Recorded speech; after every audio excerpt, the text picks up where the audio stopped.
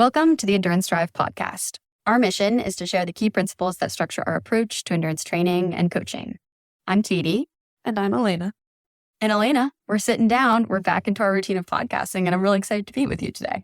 Me too. I'm very excited for this episode. We just had a little bit of a crazy few months, and we're going to try something a little different today where we're just kind of chatting through all of that craziness. So I'm excited to just have a conversation. Totally. Yeah. And maybe to give a little bit of context, we actually had an episode prepared, and it was all about weathering ups and downs in training, which we'd been experiencing kind of in the lead up to my A race. And then my A race happened, and then we had an emergency podcast episode, and then we had a bunch of other episodes. Because Katie crushed it. We had to put that in there. We were talking about weathering up the ups and downs because Katie might not have even done her race, and then she won her race. So we, of course, had to record about that. But yeah, we still think it's very important to talk about the weathering the ups and downs training because we've all gone through those funks. Totally. So that's going to be our main topic today. And thank you for the continued boosting of my ego with the summit. I really appreciate it. But yeah, this is going to be kind of more of a conversation, talking about our experiences, hitting on a couple of other themes, and we're hoping that those themes resonate. But before we do that, I think we should jump in with our favorite starting segment, coaching and training insights. But maybe I would kick us off with talking a little bit about the Olympics. So the Olympics have now wrapped up, but I don't think we've talked about them too much on this podcast. We talked about the Olympic trials a lot just because there were some really great examples of things related to mindset and training principles, but wanted to talk about the Olympics. And this came up because I had an athlete mention to me recently that the Olympics are super inspirational and awesome. And one thing that is a little bit challenging with the Olympics is it can be hard when it comes to sort of comparing yourself to others because you're seeing truly the best athletes in the entire world. So this can come into play with performance, with body image. It's really easy to just watch TV and be like, oh my gosh, I don't know how I could ever be like that. And I think sometimes we even see professional athletes out there saying things that aren't even necessarily realistic. Like, I haven't taken a day off in 10 years. And I think that makes us as recreational athletes think a little bit like, oh my gosh, is it bad that I take an off day? So maybe a couple of reminders just for anyone who finds it hard to have all of this really exciting athleticism in your face. Number one, on social media or in the public eye, almost everyone puts out the very best version of themselves. So you often are not seeing sort of the lows that go into all those highs. And I don't know, with an episode like this, I feel like we're trying to talk a little bit more about the lows being a really real part of the process. But I would say that in general, what you're seeing online or on TV is not always the reality of what people are going through. Yeah, absolutely. I so agree with that. And also, just want to bring up this conversation around this commercial. I don't know if you saw the commercial from Nike that was like the Am I a Bad Person ad. Did you see this one, Katie? No, I haven't. Oh, okay. For anyone who was watching the Olympics a lot, you probably saw this commercial. And it was all around Nike kind of characterizing all these pro athletes as selfish. I have no compassion. I take it really seriously. And it's just like this very hardcore perspective of what it means to achieve greatness that I think was triggering, I think, for some other athletes who are like, well, I want to be great, but I don't have to be a quote unquote bad person to do that. And it was just this interesting juxtaposition of putting it out there as like, okay, to achieve greatness, do I have to sacrifice all these other things in my life? And I don't think that's the case. And I think a lot of people also don't think that's the case. And Nike's kind of having this debate about it. But I just wanted to put that out there because I thought it was very related to like how we relate to Olympic athletes and how it's portrayed versus what it feels like to be taking your goal seriously and pursuing it on your own. Definitely. Well, I want to watch that and we will link it in the show notes as well. But I think maybe this also brings up the point that Olympic athletes are doing their sport because it is their job. And so their approach and their resources are going to be very different from recreational athletes. I think most people listening to this podcast are pretty recreational. So just keep in mind that their approach maybe isn't even always focused on what would be the best for you as a person or wellness or overall. They really are kind of doing everything they can to squeeze the very most performance out of themselves. And I think often that involves living on the edge in a lot of ways for balance. I wouldn't say that they live necessarily very balanced lives. And I don't think that they're focused as their number one goal on fun and recreation because they need to get paid. And so really like huge props to them for everything that they do, but I just don't think it's a super fair reference category. And I think for that reason, like if it's really hard to see stuff like that, this also goes for just your peers or anything that you're seeing online, whether it's Strava or Instagram or elsewhere that's making you feel worse about yourself isn't something that you necessarily need to have in your feed. So, I mean, I have talked a lot on the podcast about being a big proponent of occasional Strava breaks and stuff like that. This is another reminder where whether it's watching the Olympics or seeing this type of content online, you don't have to consume it. And sometimes just block it out can be a little bit better. Totally. Yeah. I still love watching the Olympics. I'm a big fan of all the inspiration. But yeah, for anyone who's feeling any kind of controversy around it, definitely don't need to tune it all in. Yeah, I'm a huge fan too. I mean, I literally watched 4 hours of the Olympics every single day for several weeks. I was watching like all the highlights, and now I'm going back to watch some of the obscure sports that I didn't get the chance to watch because I just find it so fascinating. But yeah, there's some really, really good stories this year too. So totally. Yeah. So love the Olympics, just some reminders about comparison. Okay, so my next insight, I wanted to talk a little bit about race week nerves. I think we've alluded to this a little bit on the podcast before, but I have conversations with most of my athletes, as we both do, leading up to their races, just that pre-race call. And a theme that I see almost every single time when I talk to an athlete before their A race is a lot of nervousness. And that's so normal and to be expected. But sometimes when it's feeling like that nervousness is too much, or it's like interfering with your sleep, or it's making it really, really hard to feel good about the race, I have a couple different reframes that I like to use. So one of them is that nervousness and excitement actually have a very similar, if not the same, somatic effect on the body. So your body interprets nerves and excitement in exactly the same way, feeling that fluttering in your chest, or sometimes you're feeling a little bit nauseous. There's different things that come out of that. But for me, when I'm feeling really nervous, I try to just tell myself, well, maybe I'm just excited. And that can help me think about it in a different way. So just see if it's possible to reframe that nervousness as excitement. And then if that's not working, another way to think about nervousness is we get nervous about things that matter to us. So if you can think about nervousness as mattering, that makes sense. Races matter to us because we spend a lot of time and money and sacrifices into performing at those. So that is just really, really valid. And just telling yourself all of this makes sense. I should be feeling this way. I think that helps as well. And the last point on nervousness is if you find that a lot of your pre-race nerves are coming from things that you can't control, I find that it can be really helpful to just review your race plan and write down everything you can control, add it to the plan, and also write down everything you could do in the face of different uncontrollables. So like, what if I get a flat tire? What am I going to do? What if I start throwing up? What am I going to do? That I think is a nice way to at least combat the nerves because at least you have a plan. You can't avoid them happening, but you can have an approach if any of them do happen.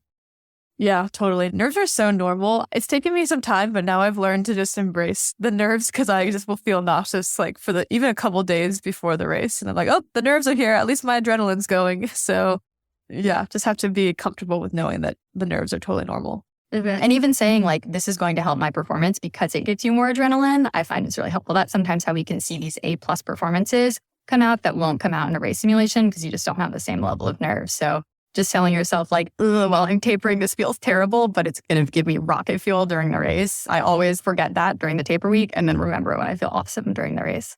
Totally. I think the other thing I tell myself too is that, okay, well, they'll all go away right when the race starts. So really, this is just me getting to the start line. And then as the race goes, then everything's good. So it makes me more excited to actually do the race, which sometimes you feel nervous about doing the race. It's like, okay, well, if I can do the race, then the nerves will go away. So yeah, the 48 hours before the race is the hardest part of the race. Agreed. Awesome. All right. Well, those are my insights. So I'm going to move on to you, Elena, to talk about your coaching and training insights. Yeah. Okay. Well, I guess my insights then are kind of related. One, on the Olympics front, I would say the main thing that was interesting to me, I guess, just to say, it was different than what I've watched in previous cycles, is that I'm a little older now, and all the announcers were saying, oh my gosh, she's 27. Like, she is doing this for so long. And I was kind of like, oh my gosh, am I old? And it was like a really jarring thing because I just remember watching the Olympics growing up and being like, oh, they're my age. Like, I have so much potential, et cetera. So I think the point there is that it's easy to feel like you're past your prime, and the modern media of how we talk about sport, especially at these high levels, is often being like, okay, your 20s is, once you're at the end of your 20s, like no more. And the cool thing about the endurance community, the endurance sports that we're participating in, is that endurance really is a long game. And I really feel like I'm actually just getting going. And a lot of the work that you put in over years, it will show over years. So I know I've had athletes that start training in their 40s or 50s and are actually having their best performances of their life because they've actually put in the effort and they've been building that base for several more years. So all that to say is age is really just a number. Don't let anyone convince you that you're totally past your prime. There's a lot of really cool things to be gained from endurance no matter your age. And that was one thing that I was noticing from the Olympics, being like, I wish these announcers wouldn't be so critical of being 27, 28, 29. Like, that's ridiculous. I love that. Yeah, this reminds me of something we talked about last week in the Coaching and Training Insights, where someone commented on my dad's Facebook post like, wow, I can't believe you're still performing at such a high level while I'm 27. And I think thinking about endurance, it's actually awesome to watch how if you focus a little bit more on speed and technique and stuff, maybe when you are a little younger, you can just build on the endurance and excel like 30s, 40s beyond, just like you were saying. So whenever I work with Dartmouth athletes too, I always say, hey, if you're 20, 21, you don't need to sign up for an Ironman right now. Let's get you having really good technique, really good skills, and really fast. And then we could kind of layer on endurance later because that's where you will perform better. So physiologically, we're just learning more about how endurance is cumulative. And as you get older, it works a little better. So that's just something to be excited about. And again, the sky is the limit here. We really don't know exactly where that line is just because not as many people have done it. But I think it's going to happen more and more. And I know, Elena, you and me might do an Ironman when we're like 75 and we'll just crush it. And it'll be awesome. Yeah, totally. That's my goal. I think there's a massively underserved market of active older adults that could be served in so many ways. So I've been thinking a lot about that too. And then my other one is that I've had a lot of athletes racing and we've both been racing ourselves. And I've noticed that there's quite often a pretty big low after the big race, which is, we've talked about that before. I think it's pretty normal. You've been training for something, you've been building something up for so long, and then you do it. And even if it goes really well, or even if it doesn't go very well, there's just like this post afterwards depression of, what do I do now? And I've seen a few athletes be really hard on themselves of like, I'm really struggling to get back into training. I just don't really have the motivation after this race. And I think my main point there is accept that it's pretty normal to have a down after the race. Like, ride it out. It's okay. Don't be hard on yourself for feeling not motivated or anything. Like, that is so normal to take the time. And the other piece of that is that I do recommend really taking a mini off season. I mean, if you have more races planned, then work with your coach on exactly how you want to structure that. But I'm a big fan of taking at least a week of just like unstructured recovery, maybe 2 before getting back into anything. And then if you have nothing else on the calendar, then maybe take like a 2-month off season to let your body reset and wait until you're mentally feeling like you want to be out training to actually start layering that on again. I found in the past, at least for me, if I've tried to push back into it before I mentally was ready to be excited about training, then I dig myself into a deeper hole. So this stuff can be really sensitive, and just really listen to both your body physically and your mind mentally of how you're going to approach training after a big race, and know that it's quite normal to have a bit of a down period. This is really important advice, and I feel like it resonates for me a lot. I'm basically 3 weeks out from my A race right now, and I was surprised. I mean, I had an awesome day. We've talked about it, but I was feeling pretty down the week after in a way that surprised me. And I think part of it was actually kind of the physical stimulus is a lot. There is a huge amount of stress on your body, and I wasn't sleeping that well. And so when you don't feel physically well, even if an amazing thing has happened to you, there's sort of an upper bound on your quality of life and how you're going to feel mentally. And we've talked about this before too. The causal chain is so hard. It's like, is the mental causing the physical? Is the physical causing the mental? Ultimately, it's probably a little bit of both. But I totally agree with the importance of taking at least a mini off season if you're going into other races, and a full off season if you can. And often I find that if you sort of half-ass the off season, it takes a lot longer to get back into feeling both physically and mentally well. I have done this and been guilty of this many times before, where like I'm doing a little bit less, but it's not really off. And then I'll do a couple big things and then I end up deeper in the hole. And then you just draw it out for like several months where you're not feeling exactly right.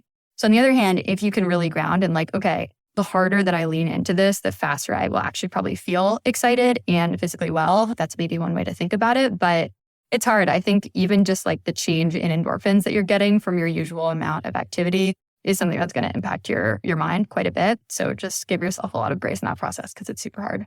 Definitely. Yeah. So I've been having to tell myself those lessons too, coming off of my A race. And I think have learned a lot about how to approach off seasons better and to be more on top of my own health and recovery. So just putting that out there for people to also be really intentional about that, because I'm still learning about how to do that well. And I've been doing this for a while.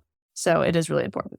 And I think actually that's an amazing segue to talk about our kind of main topic for the day, which is going to be a few different themes, just updates from where we're at. But I mean, I'd love to take us back, Elena, actually all the way to the time after your huge Canyons race, which is now a while ago. You ran the 100-mile Canyons race. You won the thing. It was amazing.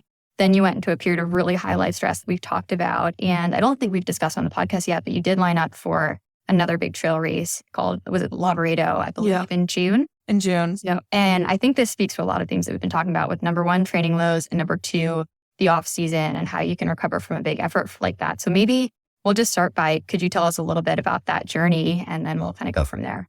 Yeah, I'm happy to dive in a little deeper on this because I know we've touched on pieces of it here and there, but I do hope that by sharing, people can resonate with maybe pieces of it and also learn a little bit, because I've learned, like I said, a ton through this, and I clearly did not have it all figured out. But basically, I finished Canyons and that race went wonderful. I had a blast. And then had a lot of life stress right afterwards, where I had a friend who passed, and then I had to travel both for that and then for work and then for family.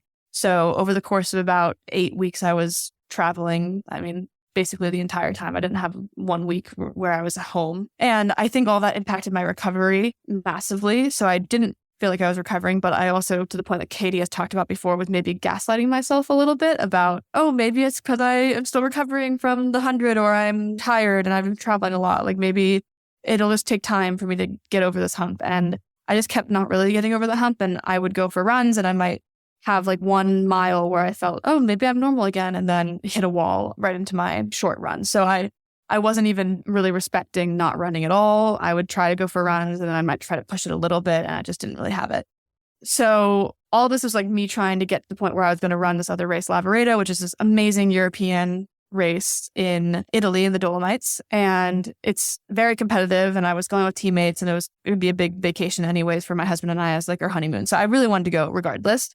And I actually wasn't even planning on necessarily even starting the race because I hadn't been feeling very good. But of course I got there and the energy was just so amazing and the trails were stunning and I was having a blast with my teammates, and I was like, might as well just try. Like, I don't know. You never know what could happen. Maybe you'll have one of those magical days like Katie where you get lost for 20 minutes and then turn around and go win the race after not feeling all that great. So I was just willing to put myself out there for it. And I started the race and it just felt horrendous. My heart rate was really high. My legs were really achy. I did not have any desire mentally to push. I could just tell that something was really off. So I made the decision to not continue, like probably 5 miles into the race out of a 75-mile race, and then wasn't able to actually drop out until mile 12.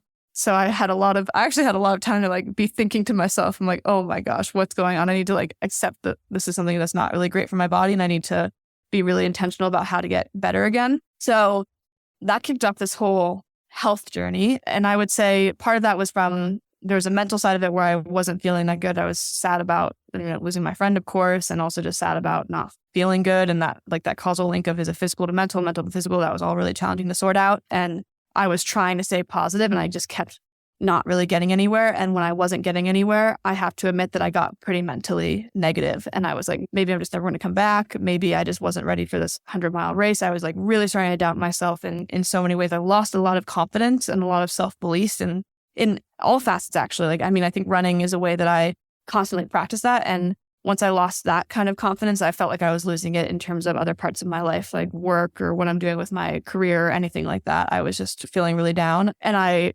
wanted to keep taking my own advice of keep your head up, keep pushing through, it'll get better.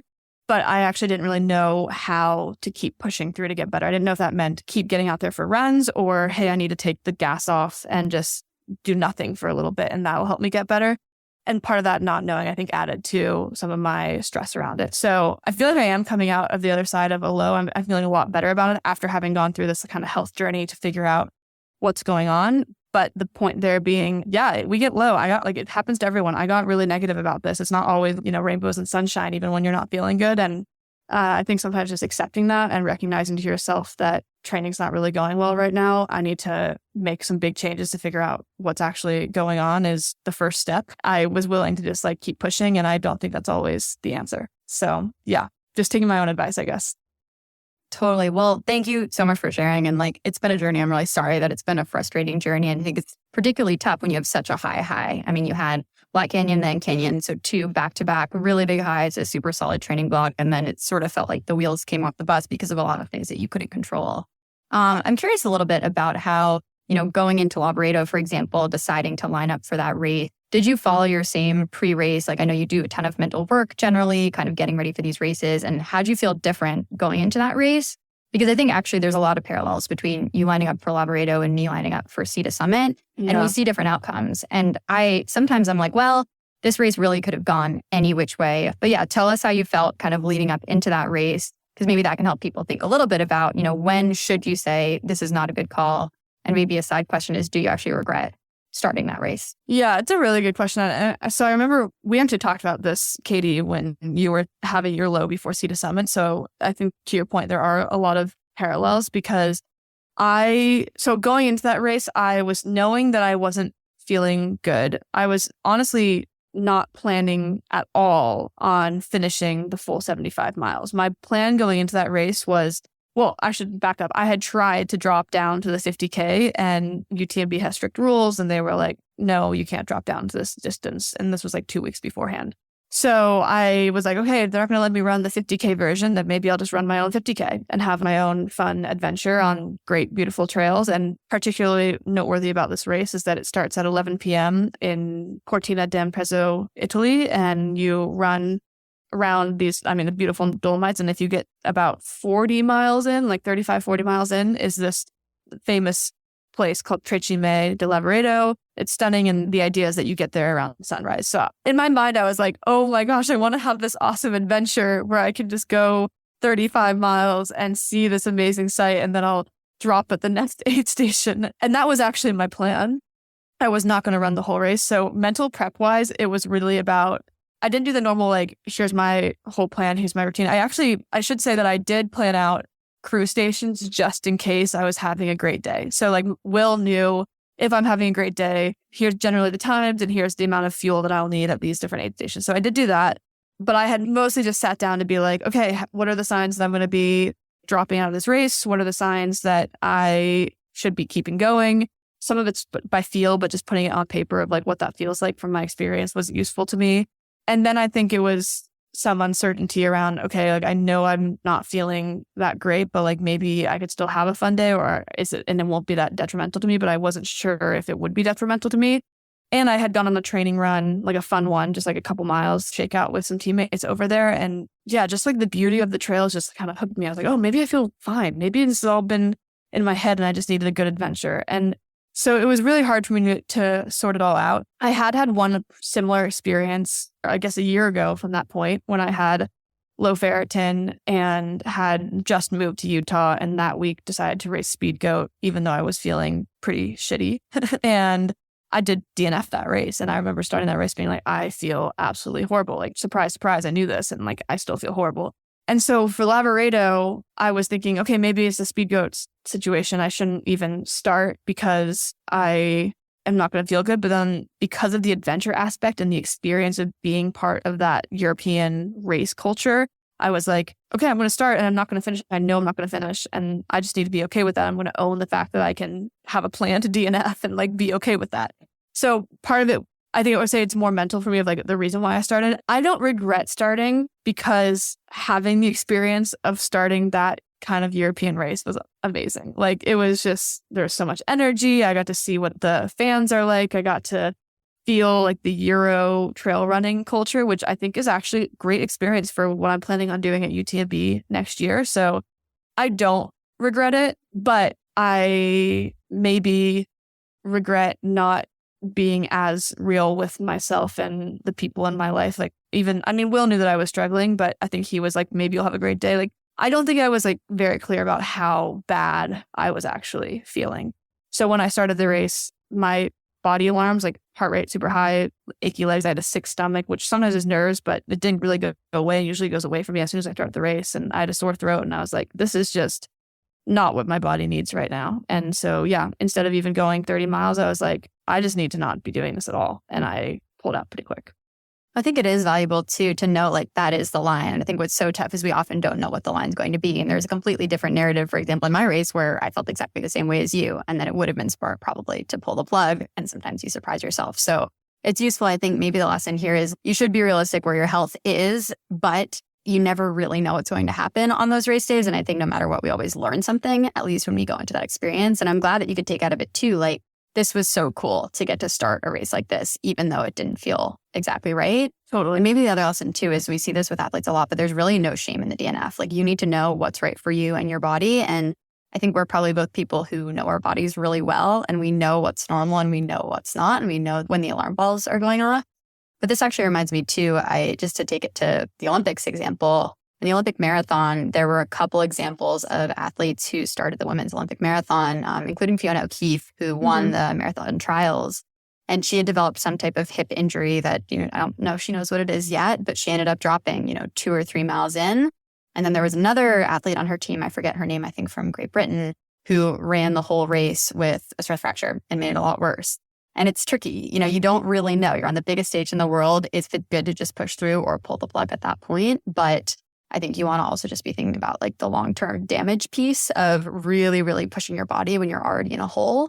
So I think maybe the best case scenario actually for you is like, okay, get the experience of what this is like. That's still valuable for going into UTMB next year, but we're not going to like walk for the whole entire thing just to finish it and really end up worse off for the rest of what I think was like a pretty amazing honeymoon trip. Yeah, and absolutely. I was thinking about the same example actually with Fiona O'Keefe recently of like, I think she had the experience of getting to start the race as an Olympian, as a marathoner, and she earned that spot. And I think people have critiqued her for dropping out so early when another American could have filled that spot. And I don't know, I kind of disagree with that to a certain extent. Like she didn't really know what it was. Sometimes you start a race and it's fine. I respect her decision to start that race. And I guess I would summarize the lessons that I took from it as, and I share this with some of my athletes who are racing, but like use race experiences to fuel your goals. So like my goal for that race experience was to get the experience of racing in Europe, which I got that by starting it. And it was to have a good time exploring in Italy with my friends and with my husband.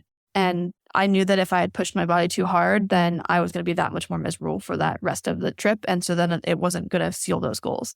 And I was able to end up biking the next day to go see the Trixie Bay and doing a nice little 4-mile jog hike around it. And that was great. So yeah, I think listen to your body big time, own the DNF. There's a reason why I think athletes who are more experienced have a lot more DNS because they're putting themselves out there that much more. And they also understand when it's not worth the risk on their bodies, which is a hard thing to figure out. I know we glorify pushing through all costs in society, and I'm trying to like take that kind of stigma off of it because I think it's really smart to be able to look at the long game and understand, okay, well, this is not worth it for my other broader goals. And that's a big lesson.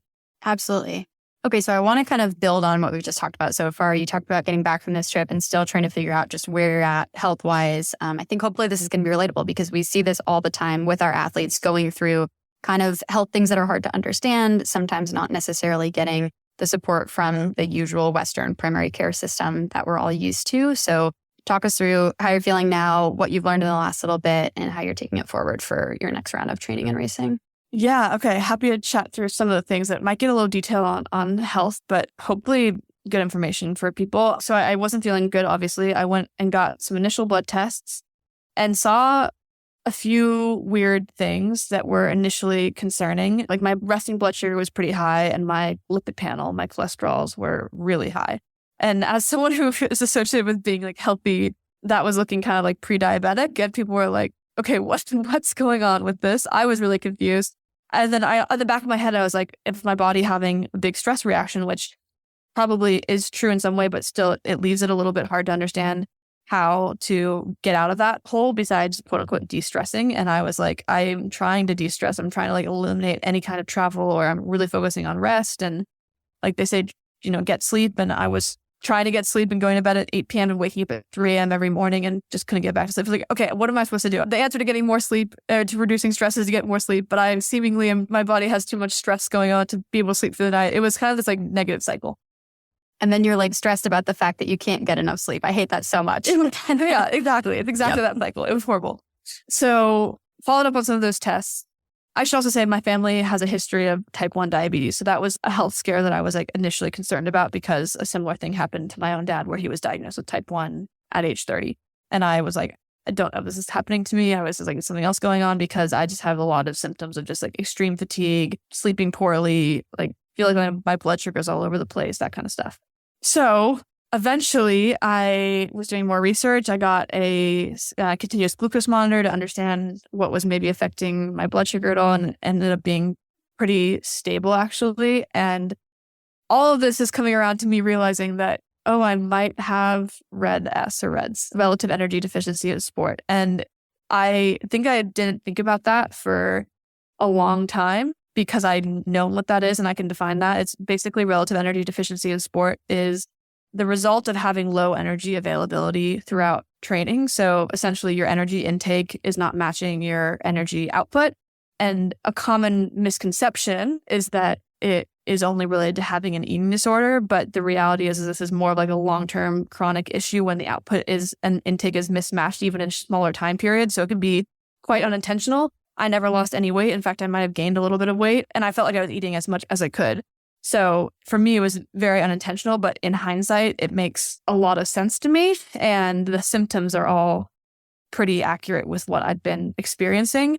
So I feel embarrassed a little bit that it's taken me this long to figure out that I have likely suffered from RED-S and I'm feeling the effects of it on my body at this point. But it seems very, very likely that that's what I've been dealing with. And I'm getting a few more workups to just like fully understand the bigger picture. But I've recently started trying to eat like 3,000 calories a day, very intentionally, like tracking it in a log, which I haven't tracked food in, ages, like since I was maybe, more too focused on it when I was in college. And now I'm tracking it in a totally different way where I'm setting a goal of 3,000 calories and I'm trying to hit that. And I can already tell that I'm starting to feel better. And some of it is quite counterintuitive where, yeah, my lipid panel is really high, which might make me think that I'm eating too many unhealthy foods or something. And then also my appetite was really suppressed. Like I could notice that I just like wasn't that hungry. So that was kind of disconcerting. I never thought that I was not eating enough basically. But I think the lesson learned is that if you're having a lot of high output, so for me, I was training a lot. I have been training a lot and I'm also working a job where I'm thinking a lot. I had a lot going on in my life where I'm on my feet, moving around, traveling a lot. There's so much going on when there's a lot of output. Like if you're not really, really intentional about your fueling, it's not going to match. And for me, I was trying, but I probably wasn't, I certainly wasn't as intentional as I should have been about making sure I was getting exactly enough food for training. Because the reality is I probably wouldn't have a big enough breakfast. I would be on my feet all day or moving all day, thinking all day. And then I'd have like a normal sized lunch probably that I nibble on and try to get done throughout the day. I might have one snack and then I go for a big workout and then my appetite's suppressed from the workout. And then I try to eat dinner. Then I probably have a normal sized dinner that takes me way too long to eat. And then I go to bed and then lo and behold, I wake up at 3 a.m. really hungry. And that was happening throughout my training cycle pre-Black Canyons and Canyons pretty frequently. Not every night, but it was happening a lot. And I was like talking to a nutritionist about why am I waking up hungry? And I felt like I was eating enough, but I just couldn't get it all together. So that probably happened for a while. And then Canyons, I fueled almost the entire race off of Spring Energy, which we've talked about before, but their caloric and carb content was probably about half of what I thought I was getting based on the nutrition label.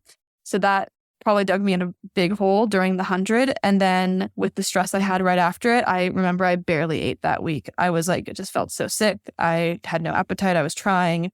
So bottom line is I think I just really put my body over the edge in terms of low energy availability. And it's having these effects in terms of stress on my body. And then my body went a little haywire with those results. So just putting it out there because we talked about REDS a lot. I feel educated about REDS and I still didn't recognize it for myself because the symptoms can be really counterintuitive.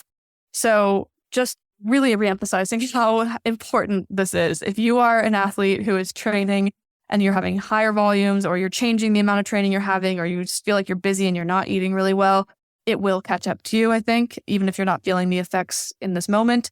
So my recommendation and something that I've only adopted recently is to actually pretty systematically plan out the amount of calories that you need. And you don't track every single calorie. I know that's triggering and I don't like doing that. I don't think that's a great practice for everyone, but maybe just one day get a sense of how much you're eating and see if it makes sense and lines up, especially around your training blocks. If you're doing morning training fasted and then you're not able to eat a big breakfast until later, that's really dangerous. Or similarly, if you're not eating lunch, if you're just not getting fuel around your training, in particular enough carbs, then it can really have a negative effect over time. And I think I felt that very slowly happening, but I didn't recognize the warning signs fast enough. And I didn't want to think that because of the stigma associated with eating disorders, like I don't have an eating disorder. I'm not trying to restrict anything. It's like can't be happening to me.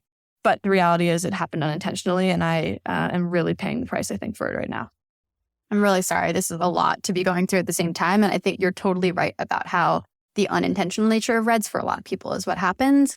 And I think actually a lot of people probably live much closer to the edge of low energy availability than they think, because the number of calories that you need to sustain high performance training is just way beyond what the average sedentary person is eating. It's like twice the amount of food. And I think if you think about like, oh, like I just eat meals with my partner or my family or whatever it is, often there's going to be a radical difference between what you actually need and what everyone else is doing, which, that can be triggering for people too. So I think it's challenging to know what that is. And I would say it can be helpful to like work with a sports dietitian because they can be really good at helping you kind of sort through what actually are the calorie targets as well as the macro targets that I should be focusing on and not getting too up on those numbers, but having a better understanding of what they look like, I think is really, really, really helpful.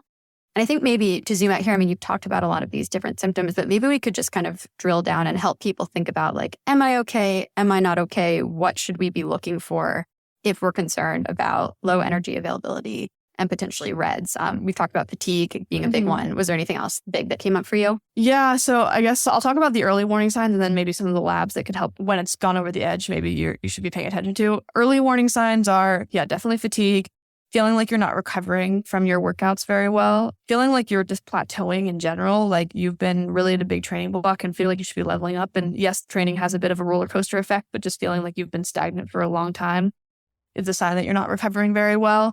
Early stages too, if you're waking up in the middle of the night hungry, often that means you're not getting enough food likely throughout the day. And eventually, if you're feeling like I'm not that hungry, but I intuitively know I should be eating a lot more food, that could be a sign that your body's kind of like your metabolism shifting. And why you're not losing weight potentially is your body is adapting its metabolism to handle the stress of the training you're doing. So you're basically holding on to whatever calories you possibly can, but not using them very efficiently.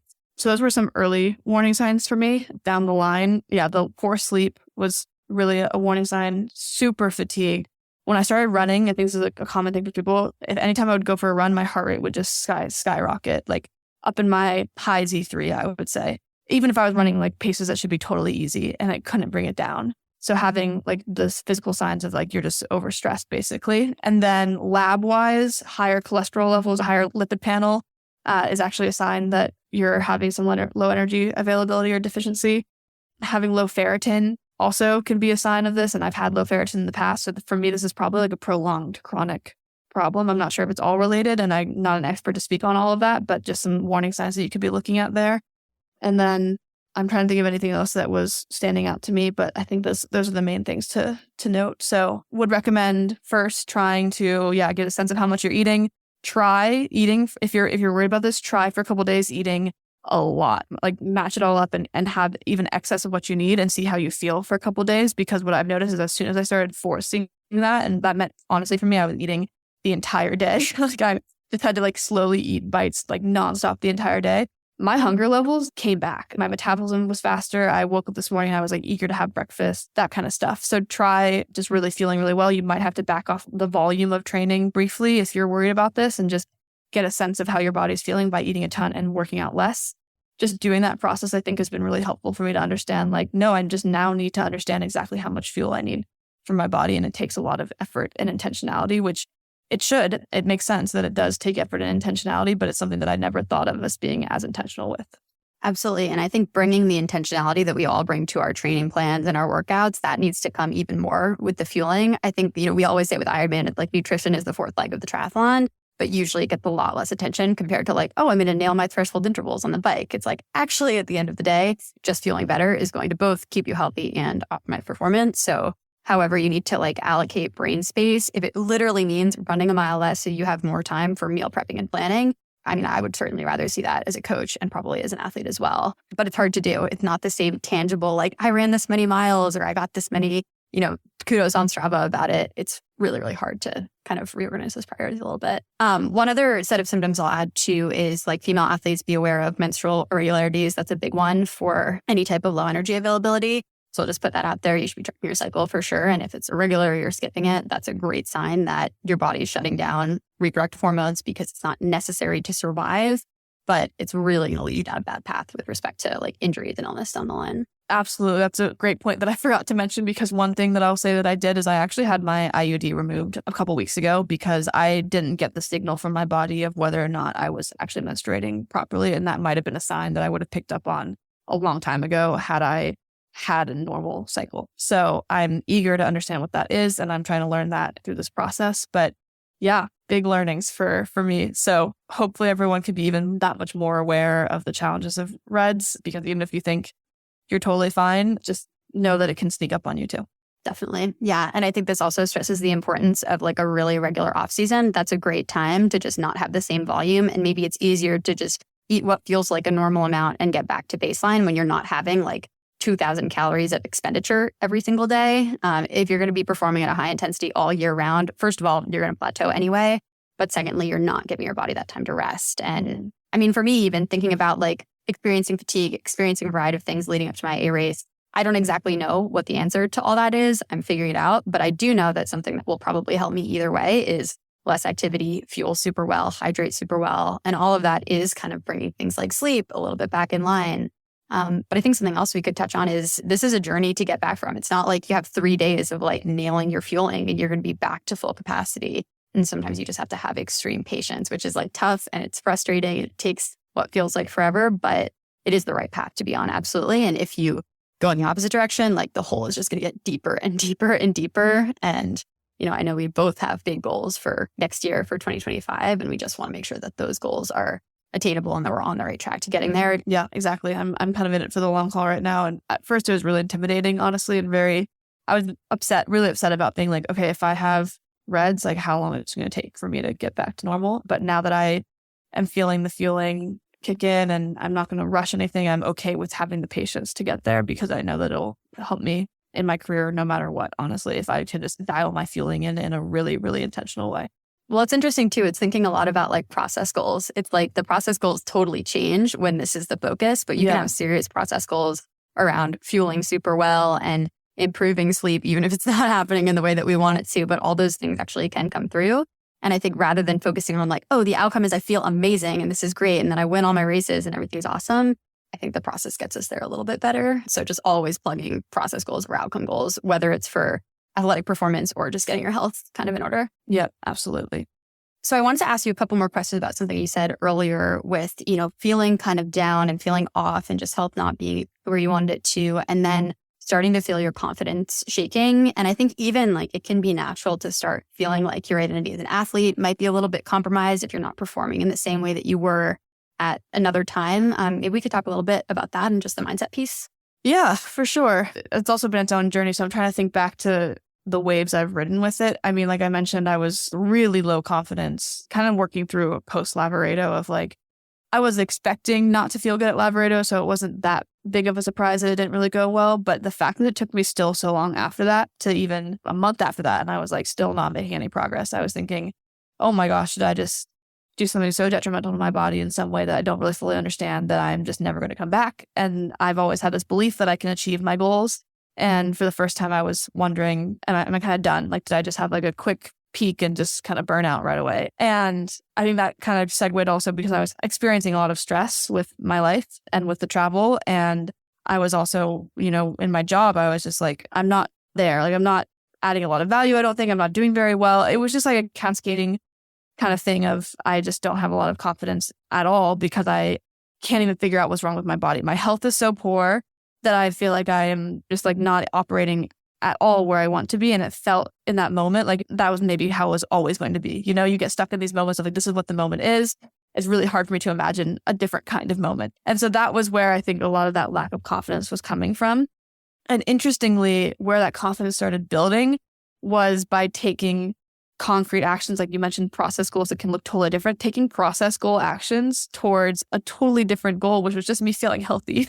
So some of those things looked like for me, I got my IUD out because I had no understanding of my body. And I got an Oura ring so I can understand more of my heart rate and I guess I'm sleeping and my HRV and my stress and my sleep and all of that. Your pick of the week. Yeah, I know. I'm seriously like, it's been really cool. And I mean, the main reason I'm using it is like, now it's kind of like a birth control, right? It's like the natural cycles kind of thing that you can track your body temperature and understand more about your cycle, et cetera.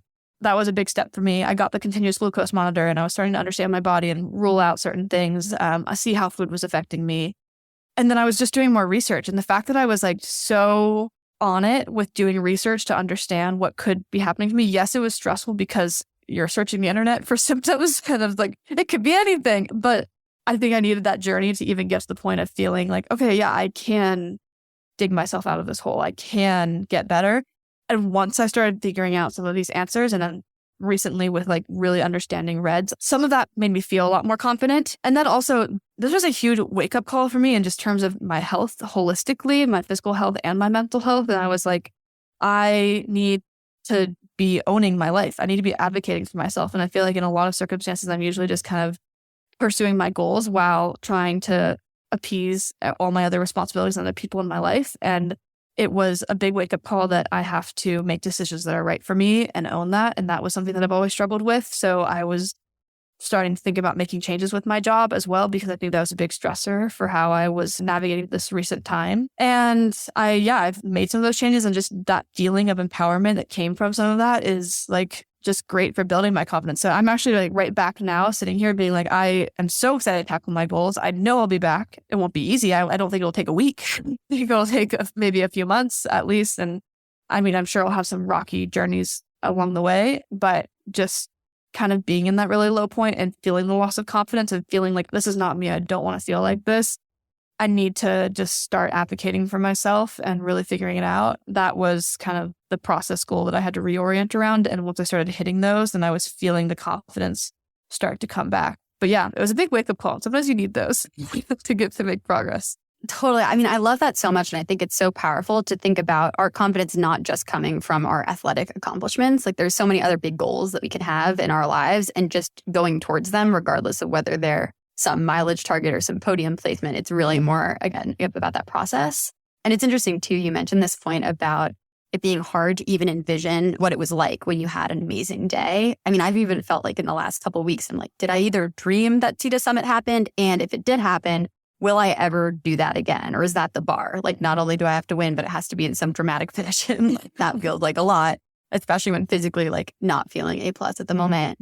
But I would actually love to dig in a little bit. You're talking about kind of these life changes and job changes. And I've heard a little bit about this. I will preview, but I would love for our listeners to hear about it as well, because I think if you're in a funk like that or a low like that, sometimes a big radical change is what's going to kind of set you on a new path and get you on the right track. So what are the exciting Elena, quote, going all in updates that you've got for us? Yeah. I wouldn't say it's that crazy, but to segue from what I was talking about with feeling like the wake up call for me was that I wasn't really prioritizing my own happiness and health. I was kind of just trying to make everything work. And part of that was me recognizing that, look, all I care about really, like where I get the most energy and passion and joy is from this endurance community in some way, shape, or form. It's from coaching. It's from racing and the friends I've made through that. It's from learning more about the space and the science behind it. It's helping people across many different facets of life that are related to these different topics that we talk about. So that was a big passion realization. I've went through this whole health struggle to realize how challenging it was for me to advocate for myself as an athlete within the US healthcare system.